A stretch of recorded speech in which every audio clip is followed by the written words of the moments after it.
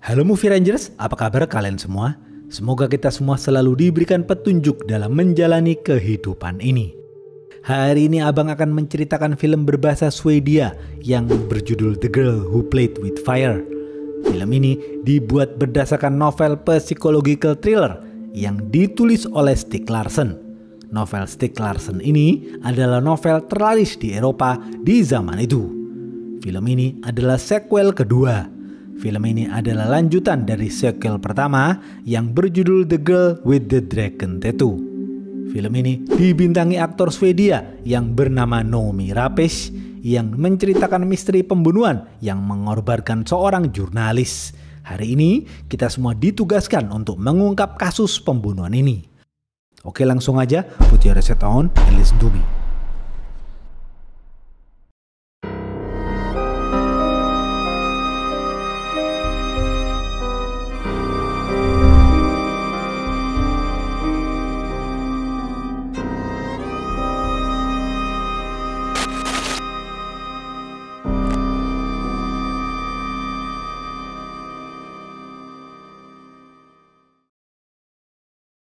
Pemeran-pemeran film ini antara lain, Lisbeth adalah seorang hacker yang dikenal cerdas, Mikael adalah jurnalis, Gunnar adalah polisi bahlul.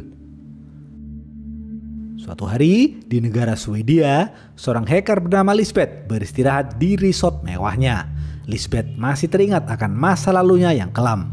Lisbeth teringat ketika ia membakar ayahnya, ketika ia diperkaos oleh pengacaranya, dan ketika ia disiksa di rumah sakit jiwa. Lisbeth merenung sembari menghirup udara segar.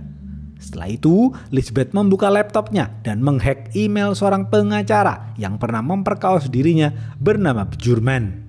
Lisbeth mencari tahu kabar terupdate mengenai Bjurman. Lisbeth akan menemui Bjurman. Siang hari, Bjurman sedang makan di sebuah resto. Seorang pria bertubuh besar bernama Ronald datang menghampiri Bjurman. Mereka berdua makan dan mengobrol. Setelah makan dan mengobrol, Ronald mengantar Bjurman pulang ke apartemennya. Lisbeth memantau Bjurman dari kejauhan. Di apartemen, Bjurman ganti baju dan beristirahat tidur. Lisbeth menyelinap masuk ke apartemen Bjurman. Lisbeth memasang alat perekam di telepon Bjurman. Lisbeth kemudian mengambil pistol Bjurman dan menodongkannya kepada Bjurman. Lisbeth memaksa Bjurman untuk menyerahkan semua berkas mengenai Lisbeth. Bjurman mengatakan ia menyimpan semua berkas itu di rumahnya di dekat hutan. Lisbeth mengatakan jika Bjurman berbohong, Lisbeth akan menyebarkan video ketika Bjurman memperkaos dirinya. Bjurman langsung ketakutan. Lisbeth juga memperingatkan Bjurman agar tidak menghapus tato yang Lisbeth buat di perut Bjurman. Bjurman patuh dan menurut saja. Lisbeth kemudian meletakkan pistol Bjurman dan kembali pulang. Pagi hari, Bjurman menelpon seseorang bernama Zala. Bjurman mengatakan jika Zala menginginkan semua berkas mengenai Lisbeth, Zala harus membunuh Lisbeth dahulu. Terlihat, Lisbeth sedang beres-beres di apartemennya. Sembari beres-beres, Lisbeth mendengarkan pembicaraan Bjurman di telepon dengan Zala.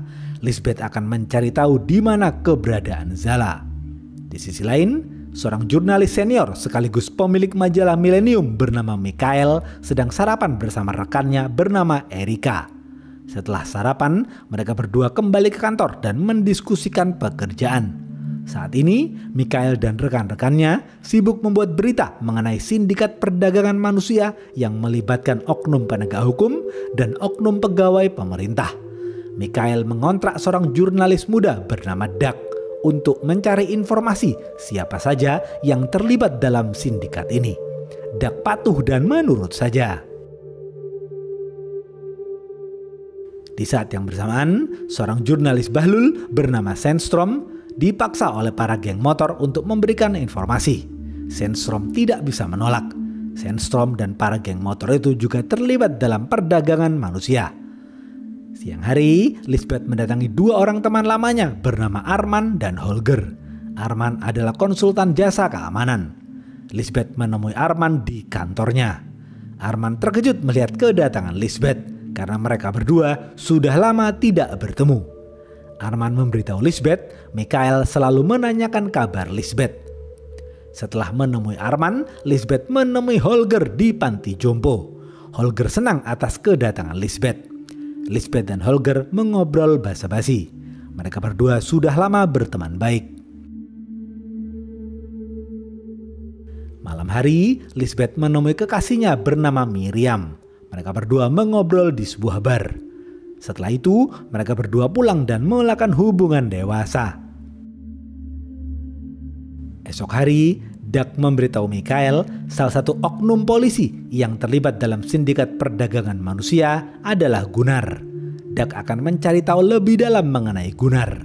Michael memuji kinerja Doug.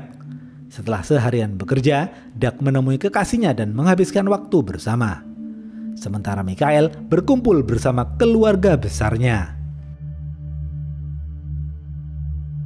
Beberapa menit kemudian, Doug menelpon Michael dan memberitahu ia mendapatkan informasi penting mengenai perdagangan manusia. Dalam obrolan itu, Doug menyebut nama Zala. Michael tidak tahu siapa Zala. Michael akan menghampiri Doug untuk mendiskusikan hal itu. Doug dengan senang hati menunggu Michael. Michael lalu memakai jaket dan pergi ke apartemen Doug. Setibanya di apartemen Doug, Michael kaget melihat Doug dan kekasihnya tewas dibunuh.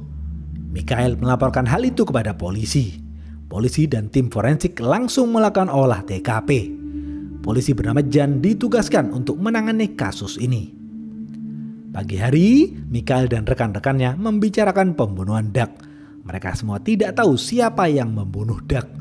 Michael penasaran mengenai informasi seseorang bernama Zala yang akan Doug berikan. Michael akan melakukan penelusuran. Di sisi lain, Ronald menggeledah rumah Jurmen di dekat hutan. Ronald mencari berkas-berkas mengenai Lisbeth. Namun, Ronald tidak menemukannya. Ronald kesal dan kembali pulang. Di TKP pembunuhan Doug, polisi menemukan sebuah pistol. Setelah ditelusuri, pistol itu milik Jurmen. Sidik jari di pistol itu terdapat sidik jari Lisbeth. Jan akan menangkap Jurmen dan Lisbeth. Ketika polisi mendatangi apartemen Jurmen, polisi kaget karena ternyata Jurmen sudah tewas dibunuh. Jan dan rekan-rekannya melihat tato di perut Jurmen. Kepolisian juga melihat berkas-berkas Jurmen mengenai Lisbeth. Kepolisian yakin pembunuh Jurmen, Doug dan kekasih Doug adalah Lisbeth. Lisbeth ditetapkan sebagai buronan. Kepolisian akan menangkap Lisbeth. Malam hari, Lisbeth panik ketika melihat berita yang mengatakan Lisbeth telah membunuh Jurmen, Doug dan kekasihnya.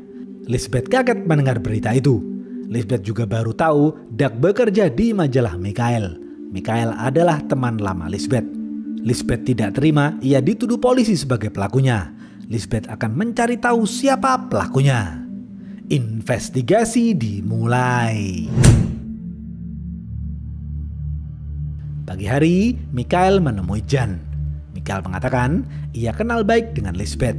Michael yakin Lisbeth tidak mungkin membunuh. Jan tidak setuju dengan Michael. Menurut Jan, Lisbeth adalah pelakunya. Kepolisian akan segera menangkap Lisbeth. Michael kesal kepada Jan. Michael kemudian menemui Gunnar. Michael memberitahu keterlibatan Gunnar dalam perdagangan manusia. Gunnar ketakutan karena kejahatannya terbongkar. Di sisi lain, Lisbeth menemui Sandstrom. Lisbeth mengikat Sandstrom dengan tali. Lisbeth kesal kepada Sandstrom karena Sandstrom terlibat dalam perdagangan manusia. Sandstrom sama jahatnya dengan Jurmen. Lisbeth bertanya kepada Sandstrom mengenai keberadaan Zala. Sandstrom mengatakan Zala adalah otak di balik sindikat perdagangan manusia. Namun Sandstrom tidak tahu di mana keberadaan Zala. Lisbeth kemudian melanjutkan penelusurannya. Pagi hari, Michael dan Erika terus memikirkan kasus ini. Erika menyarankan Michael untuk menemui Lisbeth karena Erika yakin Lisbeth mengetahui banyak informasi. Michael setuju dengan ide Erika. Namun, Michael bingung harus mencari Lisbeth kemana karena Michael tidak tahu di mana keberadaan Lisbeth. Michael teringat Lisbeth mempunyai teman lama bernama Paulo. Michael langsung menemui Paulo. Paulo mengatakan ia tidak tahu di mana Lisbeth berada. Paulo hanya tahu Lisbeth mempunyai kekasih bernama Miriam. Paulo akan membantu Michael menemui Miriam untuk mencari tahu keberadaan Lisbeth. Malam hari, Paulo mendatangi apartemen Miriam. Paulo melihat Miriam diculik oleh pria bertubuh besar yang tidak lain adalah Ronald. Ronald memasukkan Miriam ke dalam mobilnya. Melihat hal itu, Paulo langsung mengejar mobil Ronald.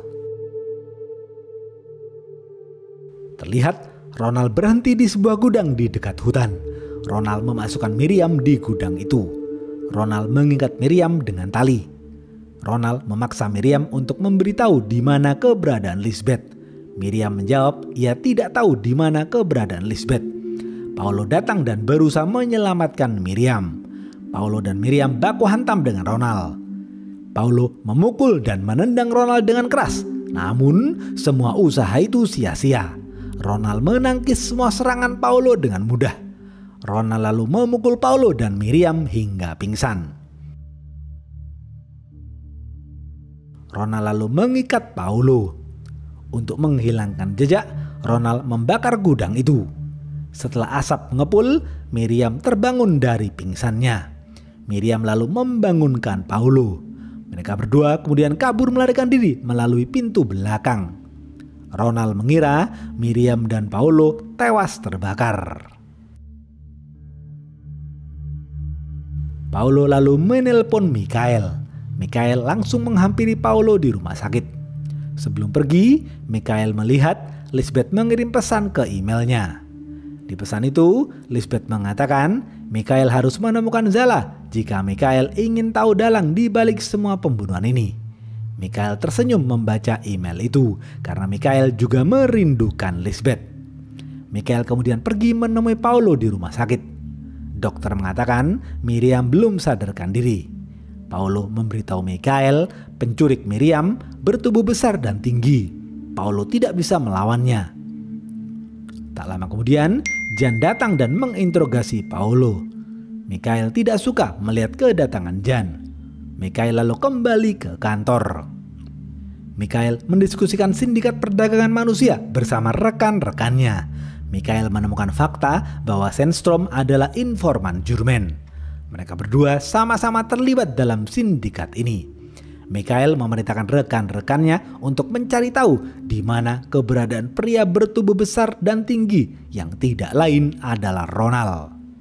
Setelah berdiskusi, Michael menemui Gunnar lagi. Michael mendesak Gunnar untuk memberitahu siapa Zala. Jika Gunnar tidak memberitahu, Michael akan mempublish berita bahwa Gunnar terlibat dalam perdagangan manusia. Gunnar takut dengan ancaman itu. Akhirnya, Gunnar memberitahu tentang Zala kepada Michael. Gunnar mengatakan, Zala adalah mantan agen rahasia Rusia. Zala ahli dalam berbagai hal. Zala adalah nama baru setelah ia menetap di Swedia. Zala adalah otak dalam sindikat perdagangan manusia. Zala juga terlibat dalam perdagangan obat terlarang. Dahulu, Zala sering bekerja sama dengan kepolisian. Tetapi hal itu dirahasiakan oleh kepolisian. Karena jika pemerintah tahu kepolisian bekerja sama dengan mantan agen rahasia Rusia, pemerintah akan marah kepada polisi. Karena itulah nama Zala tidak pernah terdengar. Selama beberapa tahun terakhir, Zala mencari Lisbeth, namun Zala selalu gagal. Michael mengatakan Zala sudah membunuh 3 orang. Gunnar menolak hal itu. Gunnar mengatakan Zala tidak mungkin membunuh karena Zala sudah tua dan menggunakan tongkat. Zala har inte skjutit någon. Han är 69 år. Di sisi lain, Lisbeth mendatangi rumah Jurmen di dekat hutan. Terlihat rumah Jurmen berantakan karena sudah diacak-acak oleh Ronald. Lisbeth mencari berkas-berkas mengenai dirinya. Namun, Lisbeth tidak menemukan apapun. Lisbeth lalu kembali pulang. Ketika Lisbeth berjalan keluar, Lisbeth melihat ada sebuah tangga. Lisbeth menduga Jurmen menyembunyikan sesuatu di atap. Lisbeth mengambil tangga itu dan naik ke atap. Ternyata benar dugaan Lisbeth. Lisbeth menemukan berkas-berkas penting mengenai dirinya. Di saat yang bersamaan, Ronald menemui 2 anggota geng motor di markas mereka. Ronald menjual paket obat terlarang kepada mereka. Anggota geng motor itu lalu mengambil uang untuk membayar Ronald. Uang itu mereka sembunyikan di rumah Bjurman. 2 anggota geng motor itu pergi ke rumah Bjurman, sedangkan Ronald menunggu di markas. Tak lama kemudian, mereka tiba di rumah Bjurman. Ketika Lisbeth berjalan keluar, 2 anggota geng motor itu memergoki Lisbeth. Mereka berdua mencoba berbuat tidak sopan kepada Lisbeth. Lisbeth menyemprotkan cairan pedas dan memberikan sengatan listrik ke lontong anggota geng motor hingga pingsan. Setelah itu, Lisbeth mengambil motor salah satu anggota geng motor dan melanjutkan penelusuran. Ronald melihat berita di televisi mengenai 2 anggota geng motor yang pingsan di rumah Bjurman. Ronald yakin itu pasti ulah Lisbeth. Ronald kesal dan kembali pulang. Di sisi lain, Michael teringat Lisbeth mempunyai teman bernama Holger. Michael mendatangi Holger di panti jompo. Holger mengatakan ia dan Lisbeth sudah tahu siapa Zala. Selama ini Zala berusaha mencari dan membunuh Lisbeth. Namun Lisbeth selalu berhasil bersembunyi. Zala tidak lain adalah ayah Lisbeth. Lisbeths pappa. Dahulu, ketika Lisbeth remaja, Zala memukuli istrinya hingga pingsan. Melihat sang ibu pingsan, Lisbeth marah dan membakar ayahnya. Lisbeth kemudian ditangkap dan dimasukkan ke rumah sakit jiwa. Michael baru tahu tentang semua itu. Selama ini, Lisbeth mengira ayahnya sudah mati. Namun, ketika Bjurman menelpon Zala, Lisbeth baru sadar ayahnya masih hidup. Di sisi lain, Lisbeth terus mencari tahu keberadaan sang ayah. Setelah menemui Holger, Michael menemui Jan. Michael memaksa Jan untuk memberikan berkas-berkas mengenai Zala. Dari berkas-berkas itu, Michael yakin bisa menemukan alamat Zala. Jan tidak mau berbagi informasi tentang Zala kepada Michael, karena Zala adalah aib kepolisian. Michael kesal dan pergi meninggalkan Jan. Malam hari, Lisbeth berbelanja di supermarket. Lisbeth melihat berita mengenai Miriam yang dirawat di rumah sakit. Lisbeth sedih membaca berita itu. Di televisi, Jan melakukan konferensi pers dan mengatakan, kepolisian terus mencari Lisbeth yang diduga terlibat dalam pembunuhan ketiga korban. Lisbeth kesal mendengar omongan Jan. Dalam konferensi itu, Jan juga menyebut pria bertubuh tinggi besar yang merupakan penculik Miriam dan Paulo juga terus dicari. Lisbeth teringat pria bertubuh besar dan tinggi itu pernah mengantar Bjurman pulang ke apartemennya. Lisbeth teringat plat nomor mobil pria itu. Lisbeth akan mencari tahu alamat pria itu. Seorang dokter bernama Peter mengatakan ketika remaja, Lisbeth pernah dirawat di klinik rehabilitasi. Lisbeth teringat Peter adalah dokter yang menyiksanya ketika Lisbeth dimasukkan ke rumah sakit jiwa. Lisbeth emosi melihat Peter. Lisbeth lalu beristirahat tidur. Di sisi lain, Michael mengirim pesan ke email Lisbeth. Michael mengatakan ia ingin menemui Lisbeth. Lisbeth membaca email itu. Lisbeth lalu mengirim alamat apartemennya ke loker Michael. Lisbeth kemudian pergi ke rumah sakit. Lisbeth menyendap masuk ke ruang Miriam dan membangunkan Miriam. Lisbeth sedih melihat kondisi sang kekasih. Lisbeth akan membalas perbuatan Ronald. Pagi hari, Lisbeth berziarah ke makam sang ibu. Setelah berziarah, Lisbeth pergi ke tempat penyewaan mobil. Lisbeth menyandra petugas di sana. Lisbeth mencari informasi mengenai alamat Ronald melalui plat nomor mobil Ronald. Setelah mendapatkan alamat Ronald, Lisbeth membayar uang sewa mobil dan pergi ke alamat Ronald. Di sisi lain, Miriam menelpon Michael dan menyuruh Michael untuk menghampirinya di rumah sakit. Michael langsung menemui Miriam di rumah sakit.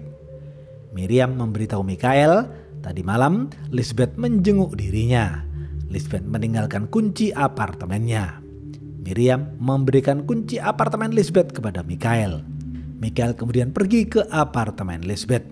Michael masuk ke apartemen Lisbeth dan mencari Lisbeth. Namun Lisbeth tidak berada di sana. Lisbeth melihat dari rekaman CCTV, Mikhail masuk ke apartemennya. Lisbeth membiarkan hal itu. Lisbeth melanjutkan perjalanan. Tak lama kemudian, Lisbeth tiba di rumah Ronald. Rumah Ronald berada jauh dari perkotaan. Lisbeth memantau rumah Ronald dari kejauhan. Terlihat Ronald mengobrol santai dengan pria tua yang menggunakan tongkat. Lisbeth yakin pria itu adalah Zala, ayahnya. Di apartemen Lisbeth, Mikhail menemukan semua berkas mengenai informasi sindikat perdagangan manusia. Sekarang Mikhail tahu siapa saja oknum penegak hukum dan oknum pegawai pemerintah yang terlibat dalam sindikat perdagangan manusia. Mikhail juga melihat video ketika Jurman memperkaos Lisbeth. Mikhail marah melihat video itu. Mikhail tidak terima Lisbeth temannya diperkaos. Tak lama kemudian, rekan Mikhail menelpon Mikhail dan memberitahu alamat Ronald. Mikhail langsung pergi ke sana. Sebelum pergi ke sana, Mikhail memberikan semua berkas mengenai perdagangan manusia kepada Erika. Mikhail menyuruh Erika untuk memberikan semua berkas itu kepada Jan. Mikhail lalu meluncur ke alamat Ronald. Lisbeth terus memantau Ronald dan Zala hingga malam hari. Tengah malam, ketika kondisi sepi, Lisbeth menyelinap masuk ke rumah Zala. Ronald dengan mudah menangkap Lisbeth dan memukul Lisbeth hingga pingsan. Mikhail terus melakukan perjalanan ke alamat Ronald. Di tengah perjalanan, Jan menelpon Mikhail dan memberitahu ia sudah membaca semua berkas mengenai sindikat perdagangan manusia. Sekarang, Jan sadar Lisbeth tidak bersalah. Mikhail tersenyum sinis kepada Jan. Mikhail kemudian melanjutkan perjalanan. Beberapa menit kemudian, Lisbeth sadarkan diri. Untuk pertama kalinya, setelah belasan tahun, Lisbeth melihat Zala yang tidak lain adalah ayah kandungnya yang pernah ia bakar. Hey, Papa. Lisbeth bertanya kepada sang ayah, bagaimana rasanya bekas luka bakar di sekujur tubuhnya. Zala kesal mendengar pertanyaan itu. Zala duduk dan mengobrol dengan Lisbeth. Zala mengatakan, selama ini ia menjalankan perdagangan manusia dan bisnis-bisnis gelap lainnya. Zala mendapatkan banyak uang dari semua bisnis itu. Selama ini ia berusaha membunuh Lisbeth, namun Zala selalu gagal. Zala sudah tahu bahwa Jurman memperkaos Lisbeth. Zala membiarkan hal itu. Zala memerintahkan Ronald untuk membunuh Jurman, Doc, dan kekasihnya karena Zala ingin menghilangkan jejak. Zala tidak mau jati dirinya terungkap. Lisbeth kesal mendengar hal itu. Zala juga memberitahu Lisbeth, Ronald adalah saudara tiri Lisbeth. Lisbeth baru tahu tentang hal itu. Setelah mengobrol, Zala dan Ronald membawa Lisbeth ke lahan kosong. Di sana, Ronald sudah menyiapkan lubang untuk mengubur Lisbeth. Ronald menghajar dan menembak Lisbeth hingga pingsan. Ronald kemudian mengubur Lisbeth hidup-hidup. Setelah mengubur Lisbeth, Zala dan Ronald kembali ke rumahnya dan beristirahat. Subuh hari, Lisbeth bangkit dari kuburnya. Zala yang baru saja bangun mendengar suara di dalam gudang. Zala membawa pistol dan berjalan ke gudang untuk mengecek. Ketika Zala masuk, Lisbeth yang terluka parah memukul kepala Zala dengan besi. Zala menjerit kesakitan. Lisbeth mengambil pistol di tangan Zala. Mendengar teriakan sang ayah, Ronald bangun dan berjalan ke gudang. Melihat kedatangan Ronald, Lisbeth menembak Ronald namun meleset. Tak lama kemudian, Mikhail datang ke sana. Melihat kedatangan Mikhail, Ronald kabur melarikan diri. Mikhail lalu berjalan mencari Lisbeth. Mikhail menemukan Lisbeth dalam kondisi terluka parah. Mikhail sedih melihat kondisi temannya itu. Mikhail langsung menelpon rumah sakit. Dengan cepat, ambulan helikopter datang dan membawa Lisbeth dan Zala ke rumah sakit. Habis. Oke, segitu aja video kali ini. Stay watching and see you.